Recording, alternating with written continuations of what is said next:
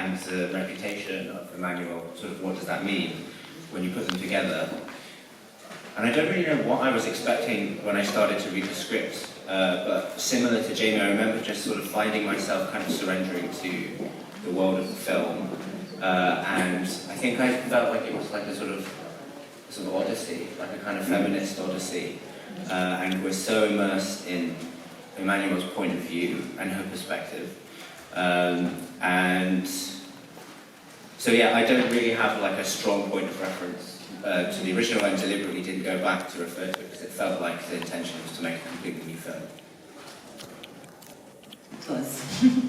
And talking about, you know, when you want to give the audience a movie that works through sensation, then you have to use every tool you have. And the whole process of the movie was to go from something fake to something that feels true.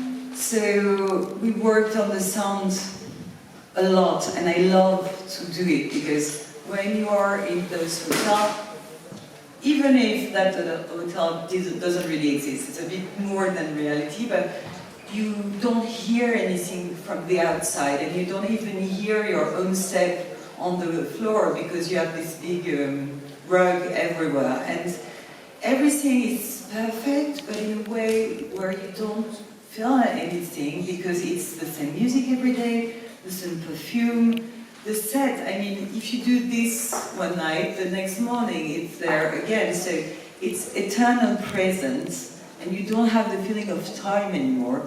So the sensation goes in a way where you can't feel. If you feel the same thing, if you do the same thing every day, you're not going to feel anything anymore. And then step by step, we disorganize that, and the storm is there to create a bit of chaos and say, hey, nature is interesting, probably we should let the chaos in the hotel, and it gives her the desire to be somewhere else. And then we are in Hong Kong, and when you open the door, I mean, Hong Kong is all about the humid hair that you have on your face, and the city screaming, and you have neon lights everywhere. So I really wanted to give the feeling that I had myself when I went there. By the way, we were all in the hotel, and we lived with the crew in the hotel, and it was open, so it was tricky, there were clients, but we had the feeling of how it is to be in such a perfect paradise, but everything is the same every day. And this vertigo that she's in, we all felt it in a way. We were all like, oh, that's the experience you see on Instagram everywhere, because I think that our society keeps showing those places, and then suddenly you're there, and you feel stuck in that world, and the only thing you want to do is open the door and let it go somewhere else.